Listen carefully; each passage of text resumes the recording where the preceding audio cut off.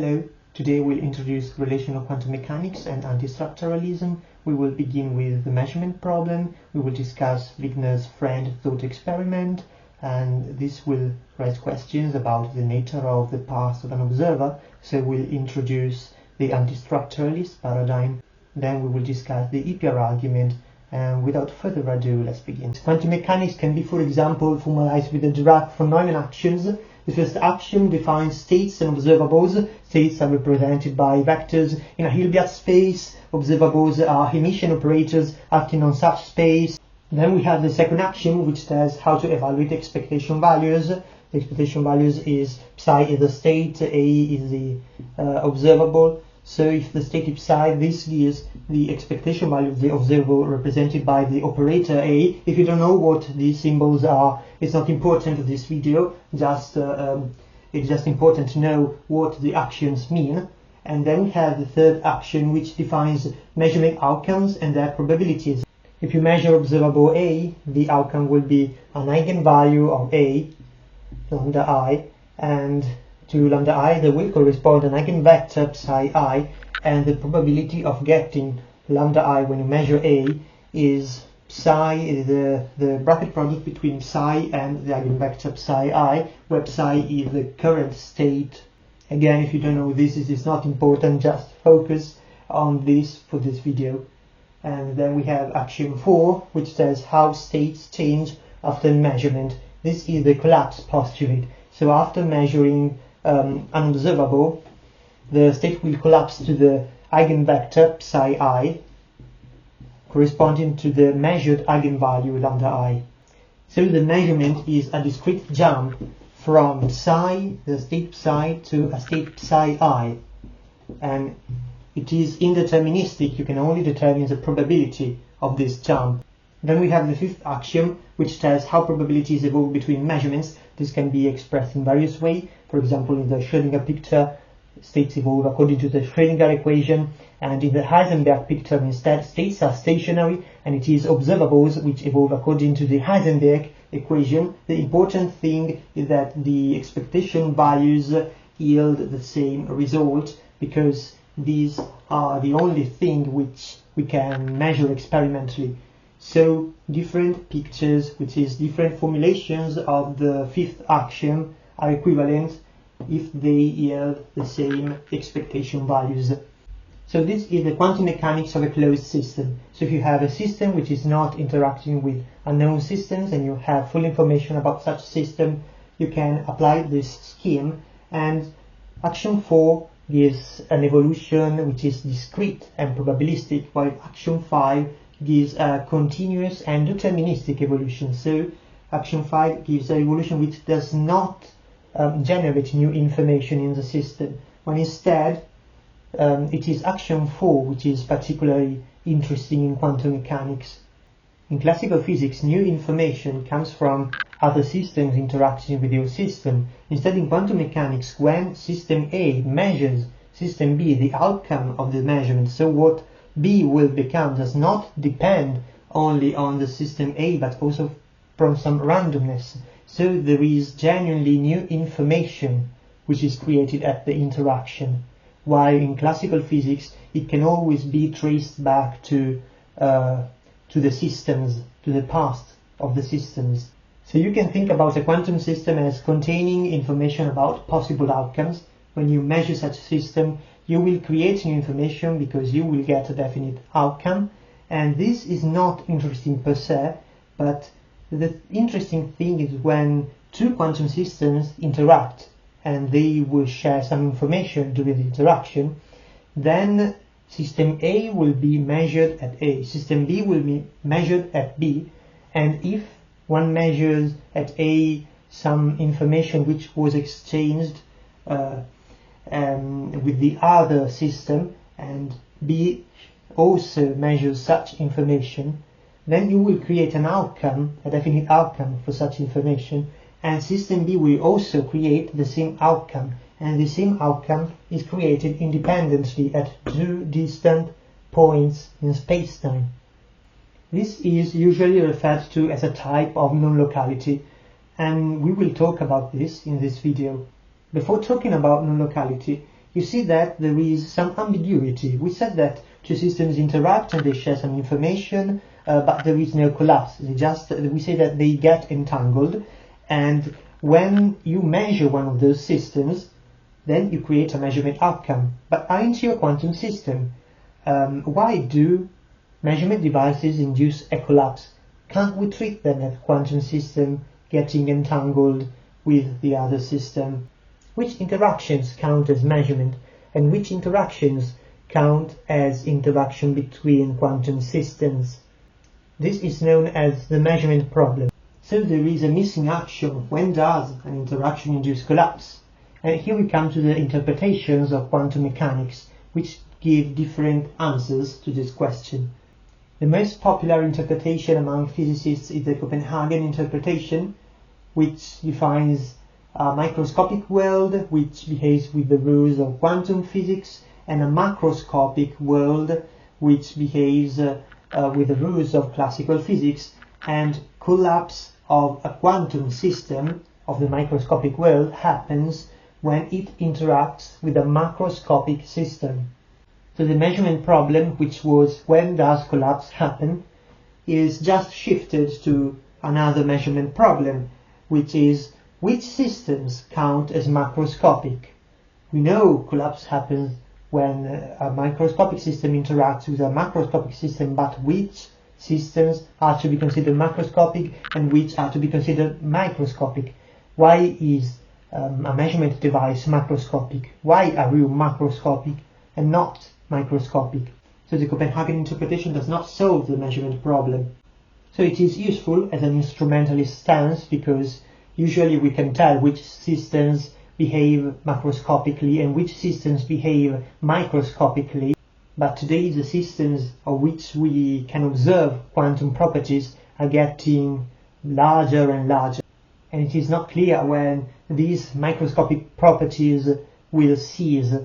And there are different interpretations of the Copenhagen interpretation depending on when the measurement happens. So for example, von Neumann studied the measurement process, and there is a device which measures a particle and an observer which will read the outcome on the device, and he describes the interaction between the particle and the device as a quantum interaction which entangles the device and the particle, and yet no measurement outcomes happen.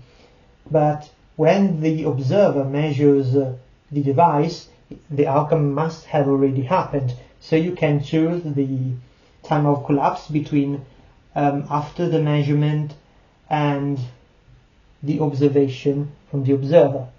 Of course, you can also put a second observer and treat the first observer as a von Neumann device, and this is basically another experiment, another thought experiment, which we will discuss in the video, which is the Wigner's friend experiment.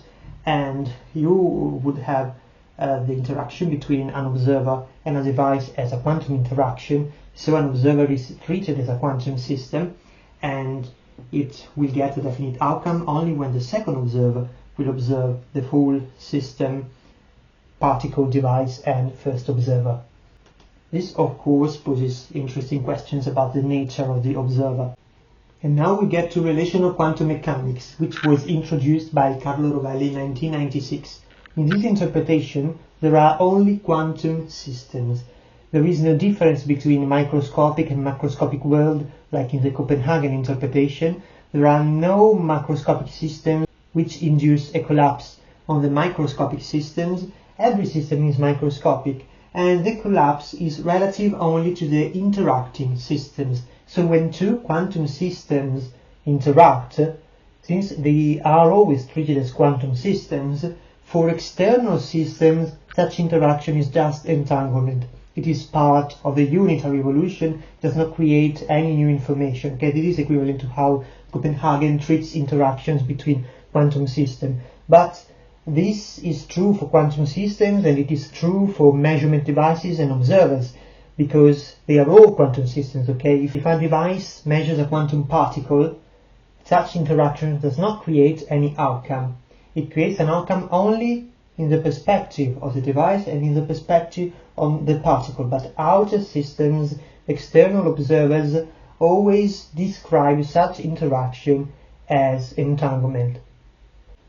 They describe this interaction, they do not observe this interaction, because if they observe that interaction, then they are also interacting. Okay, observing is an interaction. So while you do not observe the systems, you must always consider them in unitary evolution. If you don't do this, you get wrong probabilities when you are going to measure the system. So if a device measures a particle and then you don't interact with the device, with the particle, and you don't interact with anything which interacts with the particle and the device after the measurement, then that part of the world is all in superposition until you interact with that world. If you consider the systems collapsing before you interact with that part of the world, you get wrong probabilities, because the collapse changes the states while you shouldn't change the states of the system.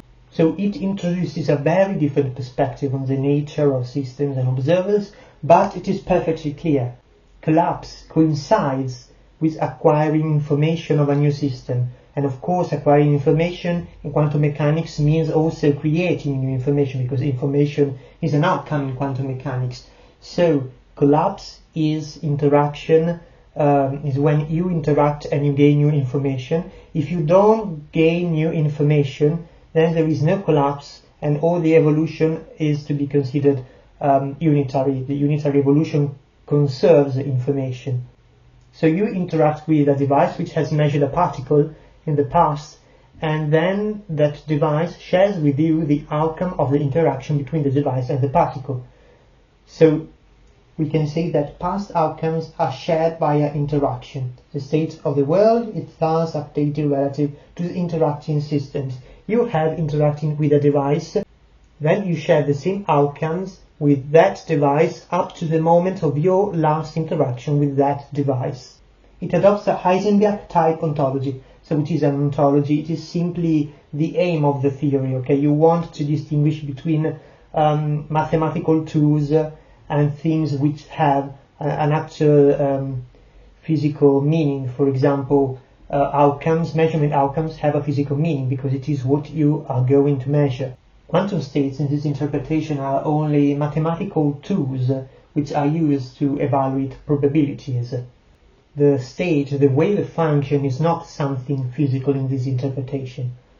This is the Heisenberg-type ontology. The Heisenberg-type ontology is the ontology of the outcomes, while the Schrödinger-type ontology is the ontology of the wave function. So information is information about measurement outcomes. The state of the world is simply information about the outcomes you will get when you interact with the world, and it is updated when a collapse happens. So the state of the world is knowledge about the world of outcomes. So the state of the world is relative knowledge, and it is relative to the observers, and the world of the outcomes instead is objective in this framework. So relational quantum mechanics is a relative state formulation, and it is not the first relative state formulation. In fact, already Hugh Everett in the 50s had introduced the concept of relative state in his theory of the universal wave function. Such interpretation is very different from relational quantum mechanics, but it deserves a mention. The theory of the universal wave function, introduced by Hugh Everett in 1956, and it is today known as the many worlds interpretation of quantum mechanics, has these similarities with relational quantum mechanics. We can only know relative states. Okay, in relational quantum mechanics there are only relative states, while in this theory there is a universal state which is represented by the universal wave function, which is the state of the universe, and like in relational quantum mechanics, it solves the measurement problem. Relational quantum mechanics tells you that collapse is update of information about outcomes, while the theory of the universal wave function tells you that collapse comes from ignoring the parts of the universe which we don't interact with. There is this duality between relational quantum mechanics and the theory of the universal wave function, because in relational quantum mechanics collapse gives you information by ruling out other possible outcomes. Instead, in the theory of the universal wave function, collapse comes from ignoring information. So when a system collapses, its new state will contain less information about the universe. This is because in relational quantum mechanics, the ontology is Heisenberg-type, so it is a universe of outcomes. Instead, the theory of the universal wave function adopts a Schrödinger-type ontology, which is an ontology of states. So it is the knowledge of the universal wave function which is relevant. Reality is the universal wave function, while outcomes are just labels for different branches of it. Okay, branches are those parts which no longer interact. For example, one branch gets an outcome, another branch gets another outcome. They are labeled by different outcomes, but they both exist, although they cannot interact anymore. This is why it is called many worlds interpretation. But despite this duality, and this is my current understanding because I haven't studied in depth the theory of the universal wave function, but for my understanding they yield the same empirical predictions, because it is true that in Everett's theory you get many outcomes, while in relational quantum mechanics you have only one world of outcomes. But you cannot interact with the other branches, so you will end up considering only one outcome, so the empirical results are the same.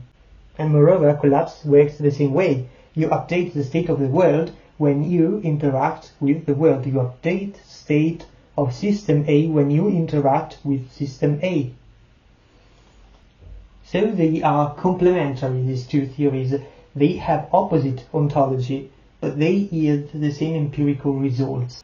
So relational quantum mechanics observers are quantum systems, and this poses interesting questions about the nature of the observer, because what is past for an observer is a present outcome for the other observer. So here is a thought experiment proposed by Wigner long before relational quantum mechanics, and we will interpret it with relational quantum mechanics and the Copenhagen interpretation. The experiment is called Wigner's friend, and our question is an observer a quantum system? So the experiment goes like this. Wigner tells his friend to measure the state of a particle and then to communicate the result. So we have event A, the friend measures the state of the particle, and event B, the friend communicates the result to Wigner.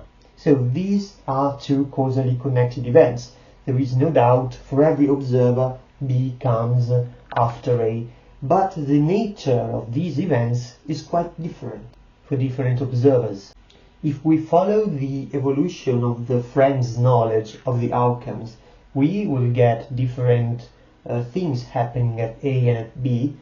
Then, let's say, if we follow Wigner's account on the evolution of outcomes.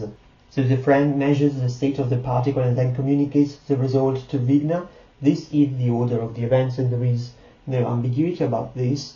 But then the friend says when he meets Wigner, I made the state of the particle collapse at A.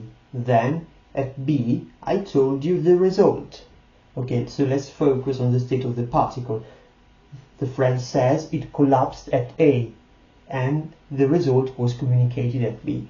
Instead, Wigner says, no, you got entangled with the particle at A, then I made you and your past collapse at B. So for Wigner there was no collapse at A, or the outcomes happened at B. At A there was only entanglement. So they are using their own relative states to compute the probabilities of what will happen when they interact with each other. So notice that the past of the friend is for Wigner an outcome which happens at B, and the past of a friend means all the interactions that the friend had before meeting Wigner, so also the interaction with the particle.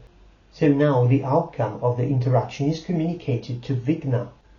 But then, what if Wigner didn't interact with the friend? Well, then there was no outcome for the particle, so the particle didn't change its state at interaction with Wigner. And this has consequences on the future interactions between the particle and other systems which will probably interact with Wigner and give a particular result, and that result would be different if the particle had changed its state at interaction with the friend. So the only thing which can be shared is the outcome of the interaction, not what happens at the event. This is what relational quantum mechanics says. And of course, Wigner in the original thought experiment didn't think in terms of relative states, so he argued that the particle must have collapsed at A, because if I ask the friend what happened, he will tell you that the particle collapsed at A. Now, what the friend will tell you is, in relational quantum mechanics, a quantum outcome. So in von Neumann's measurement process, you could push the moment of collapse until observation, so until interaction of the device with the observer. Here you can push the moment of collapse until interaction between Wigner and his friend. So in one case you read the outcomes of the past interactions by reading the display of the device. In this case you are reading the display of your friend. The display of your friend is simply how your friend answers your questions, how he thinks and how he behaves in general, based on the memory which you created at interaction with him. So the answer to the question who is right depends on the interpretation of quantum mechanics. Now we just discussed the relational interpretation, and let's see also what the Copenhagen interpretation would answer. So the view of the Copenhagen interpretation is that Wigner and his friend describe the same state, the particle state, and they describe it differently. And since states are absolute in the Copenhagen interpretation, only one of them is right. And in particular, it is only Wigner's friend who is right, because he is a macroscopic observer, so he induces the collapse. Wigner, who treats his friend as a quantum system, is a solipsist, because if his friend is a quantum system, since quantum states are absolute, it means that his friend has no definite reality until observation by Wigner. So using your own relative state in Copenhagen interpretation leads to solipsism. In relational quantum mechanics instead, they describe different states, the particle relative to the friend and the particle relative to Wigner. Both friend and Wigner are right. They describe different relative states, which are different evolutions of knowledge about the same outcomes. So if you describe your friend as a quantum system, it does not mean that the outcome does not exist. It simply means that they do not exist yet for you in your frame of reference. I mean, also in relativity you have this locality. Distant events haven't happened for you yet. Some misunderstandings may come from thinking metaphysically about observers and using a Schrödinger-type ontology, so that if your friend is described by a certain wave function, well, then it means it is that wave function, which is what many worlds interpretation does. So your friend is made of many branches. Well, in relational quantum mechanics you are using a Heisenberg-type ontology, so your friend is not the wave function, okay? Your friend is made up of the outcomes, and you can think metaphysically also about being made of outcomes rather than quantum states. And outcomes are all shared, so there is no solipsism in a Heisenberg-type ontology. So we come to my view of understanding relational quantum mechanics, which I call antistructuralism. It comes from the observation that past events can be treated like present outcomes. Okay, so Wigner treats the past of his friend as his own present outcome, and the idea of antistructuralism is treating structure as an arbitrary ordering of present information. So past is a projection of the present. An example of this is local determinism.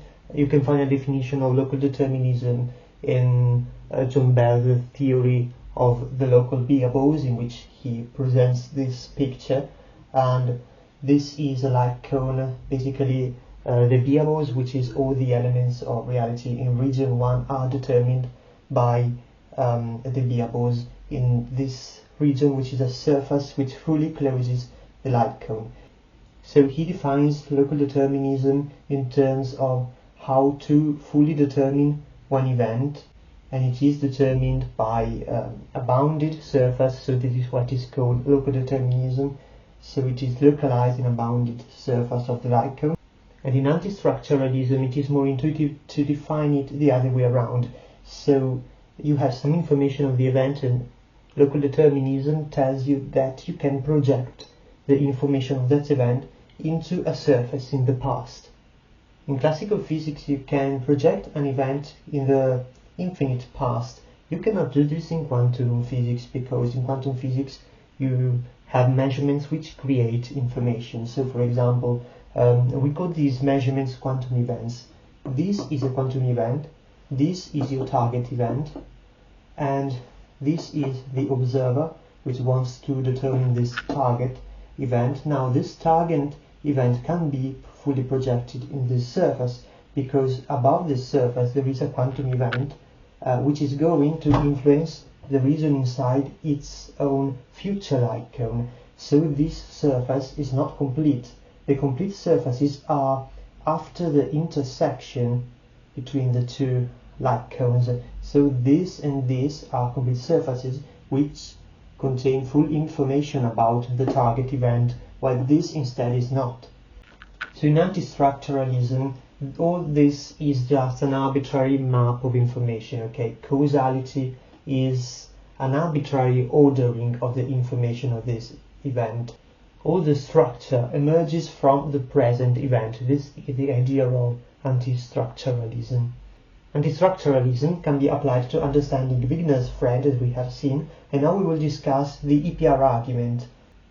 The key to understand all these thought experiments is that meeting another observer, i.e. exchanging information, is a quantum event, the outcome of which is projected into the past.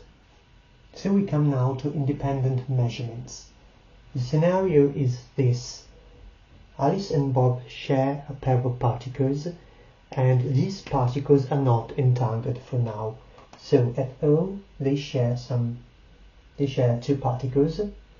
Then Alice goes with particle A at A and performs a measurement on particle A. Then Bob instead goes with particle B at B, and he performs an independent measurement on particle B.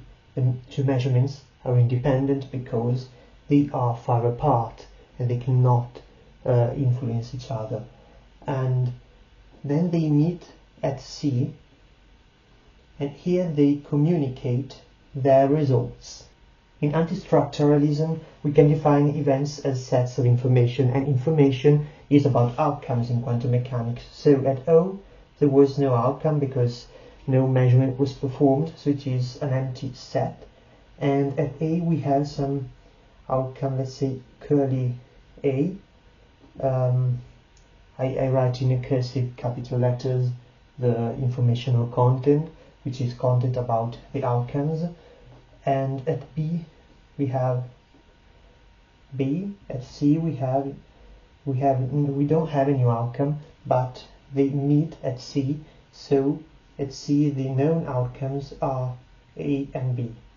We can also draw the map of relative states in which outcomes happen at interaction with the observer. So in Alice's diagram we will have, here is the origin and there are no outcomes. Then she travels to A, and here she will get outcome A. Then she travels to C, and here she will get outcome B. And for Bob it is similar. He travels to B, and at B he will get outcome B, and at C he will get outcome A. So they get the outcomes in reversed order, but they will be the same outcomes. In relational quantum mechanics, outcomes happen relative to the observer. So for Alice we have this evolution of outcomes, and for Bob we have this evolution of outcomes. This is not any evolution of outcomes in particular. because it does not represent the evolution of information about any particular observer. This is just a shared map of outcomes which the observers can do at C. At C they can make this common map and they can agree on the outcomes, but this is not a map of evolution. It's not that one outcome happens at A and one outcome happens at B. When the outcome happens depends on the observer. Instead, in the Copenhagen interpretation, every observer agrees when one outcome happens. So outcome A happens at A and outcome B happens at B. Now this is particularly interesting when we consider entangled particles. Now suppose that particle A and particle B are entangled. This means that they share some information which will be realized at measurement. So it will be realized at A and B according to Copenhagen, while instead, according to relational quantum mechanics, for Alice it will be realized first at A and then at C, and then first at B and then at C. For simplicity, let's consider it to be information about the outcome of the measurement on another particle C, so that we can separate between the entangled part and the not entangled part in the discussion. So at O we have no outcome, and at A Alice will get outcome A for particle A and outcome C for particle C, and Bob will get outcome B for particle B and always outcome C for particle C, because particle C represents the entangled part of Alice's particle and Bob's particle, so they get the same outcome. Then at C they communicate their results, and at C the information is A, B and C. We have all the three outcomes. According to Alice, outcome A was realized at A, and also outcome C. At C, only outcome B was realized. According to Bob, at B was realized outcome B and outcome C, and at C, only outcome A was realized. Now if you look at these two diagrams, there is nothing strange. They are different evolutions of outcomes whose probabilities can be calculated in advance according to the rules of quantum mechanics. But if you look at this diagram, you see that information C origins independently at both A and B, and this is Bell non-locality. So Bell's non-locality arises from looking at the shared map of outcomes, and in antistructuralism, maps are just arbitrary ordering of information, so it is true that we have Bell's non-locality. But this type of non-locality just entails some arbitrary ordering of information, and it completely disappears if you choose one of these. It only appears in the shared map of outcomes. But in relational quantum mechanics, states only follow these evolutions. In fact, if you want to consider the outcome as happening at B, which is distant relative to you, you will get a wrong result, because the state of B did not actually change, and when it interacts with other systems, then it will have consequences on the probabilities of outcomes that you will get. So Copenhagen says the state of A collapsed at A, the state of B collapsed at B, and the state of C collapsed at both A and B. This non-local feature is very apparent. In relational quantum mechanics, instead, you either follow Alice's evolution or Bob's evolution. When Alice and Bob meet, Alice says A and C collapsed at A, B got entangled with you at B, you and B collapsed here at C. Instead, Bob says B and C collapsed at A, B got entangled with you at A, you and A collapsed here at C. And neither of these two accounts entail any form of non-locality. Bell non-locality appears only in the shared map of outcomes, not in the evolution of the outcomes. So this was a quite dense video, an introduction to both relational quantum mechanics and antistructuralism. I hope it was interesting. See you next time.